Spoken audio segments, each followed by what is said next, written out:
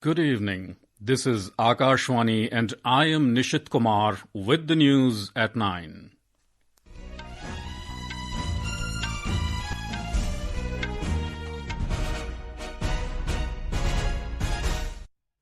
The headlines.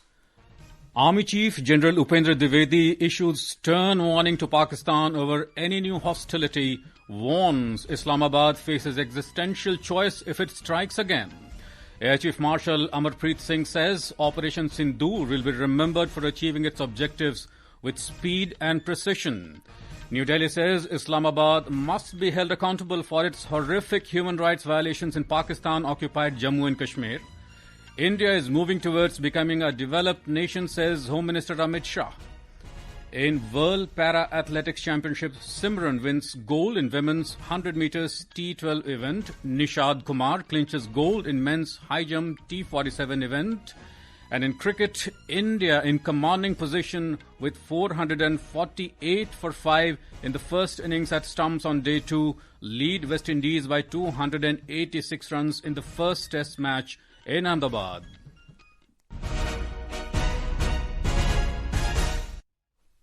And now the news in detail.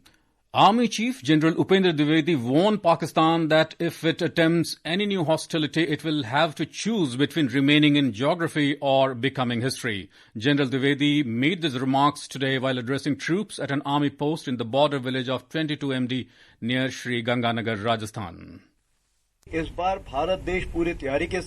This time, India is fully prepared and will not show restraint. What we restrained in Sindoor 1.0, we will not restrain now. We will take action and we will carry out measures so significant that Pakistan may have to decide whether it deserves to remain on the map of history and geography. If it wants to keep its place, it must stop the state sponsors of terrorism. The Army Chief added that the primary success of Operation Sindoor was the destruction of 9 locations used by terrorist groups in Pakistan. The Army Chief emphasized that Prime Minister Narendra Modi personally named the Operation Sindoor, highlighting its significance. General Dwivedi concluded with a stern warning to Pakistan. During the event, Army Chief General Upendra Dwivedi also honored 3 officers and several Jawans for their outstanding work during Operation Sindoor. Chief of the Air Staff, Air Chief Marshal Amarpreet Singh, has said that Operation Sindoor will be remembered as a conflict that achieved its objectives with speed and precision, and the operation brought Pakistan to its knees. Addressing the annual presser on the 93rd Air Force Day anniversary celebrations in New Delhi today, he said India struck multiple targets in Pakistan and also destroyed 4 to 5 Pakistani fighter jets during the operation. He said a clear directive, a clear mandate was given to the Indian Armed Forces. The Air Force Chief also emphasized the need to be future-ready for war. We are seeing what is happening in the world, the 2 wars that are going on. There's talk about termination, but we could make them reach a stage where they ask for a ceasefire, ask for termination of hostilities, and also we took a call as a nation, terminate those hostilities because our own objectives were met. I think this is something that the world needs to learn from us. The Indian Air Force will mark its 93rd anniversary on the 8th of October this year. To commemorate the occasion, the Air Force Day Parade will be conducted at Hindon Air Force Station. The Defence Minister Rajnath Singh today said that the country's defence exports will touch 50,000 crore rupees by 2029 from the current 24,000 crore rupees. He said the defence exports were mere 600 crore rupees 11 years ago and exuded confidence that the day is not far off when India becomes the factory of the world. The Defence Minister inaugurated the 3-day Jan International Trade Organization JITO Connect exhibition in Hyderabad in the presence of Union Coal Mines Minister G. Kishan Reddy. Speaking on the occasion, the minister said all sectors, including the defence sector, are moving in the direction of becoming Atmanirbhar Bharat with an aim to achieve self-reliance. In the defense sector, India has taken rapid steps toward becoming self-reliant. Our dependence on foreign countries is continuously decreasing. With this vision, India is building a strong and vibrant defense industry today. Earlier, we used to depend heavily on defense imports for our security. Now, every component, every weapon, and every platform proudly carries the mark, Made in India. Made in India.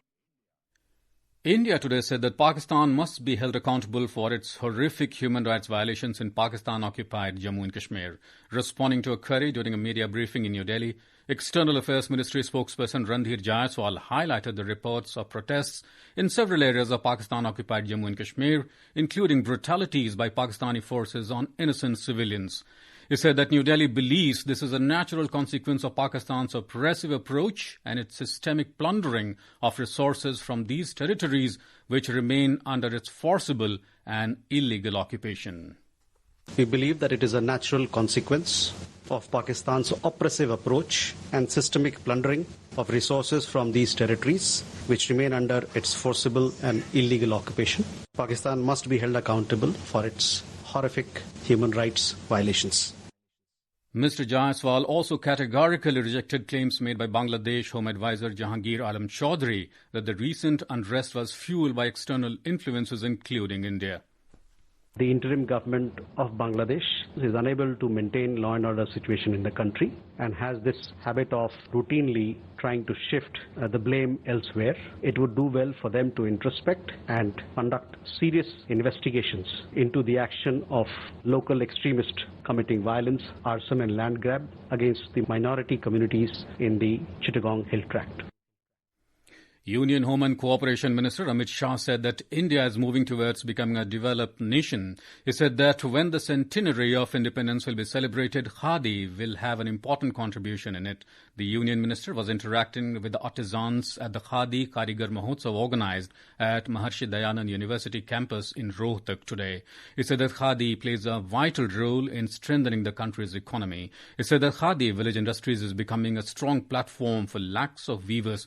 The Union Minister also virtually inaugurated PM EGP units, the Central Pune plant and Khadi Village Industries buildings, including the newly constructed Khadi Village Industries Commission office and warehouse in Panchkula, Haryana.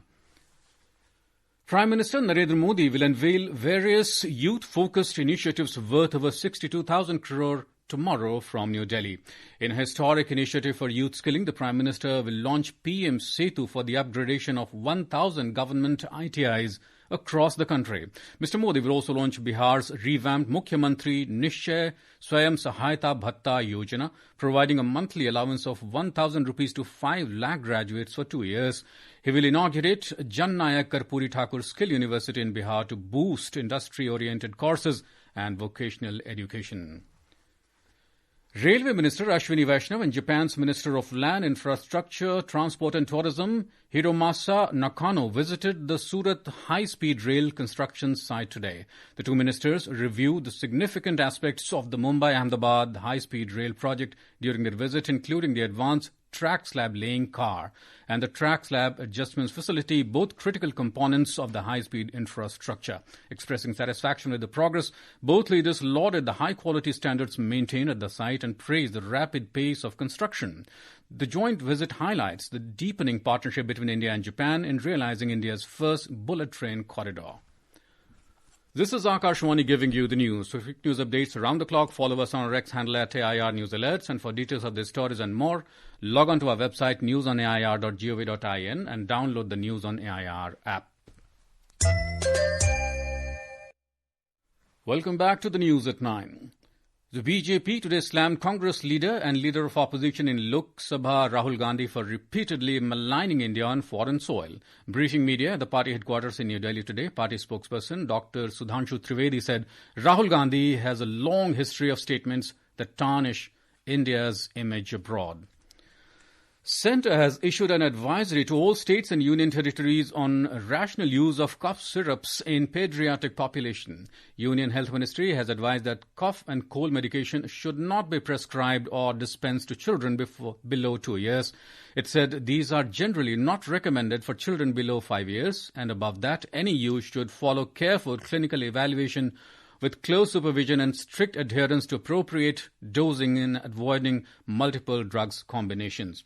In view of the recent reports suggesting that child deaths in Madhya Pradesh were linked to consumption of cough syrups, a joint team consisting of representatives from the National Centre for Disease Control, National Institute of Virology and Central Drugs Standard Control Organization visited the site. GST Bachat Utsav announced by Prime Minister Narendra Modi, which commenced on the 22nd of last month, is benefiting all sections of society.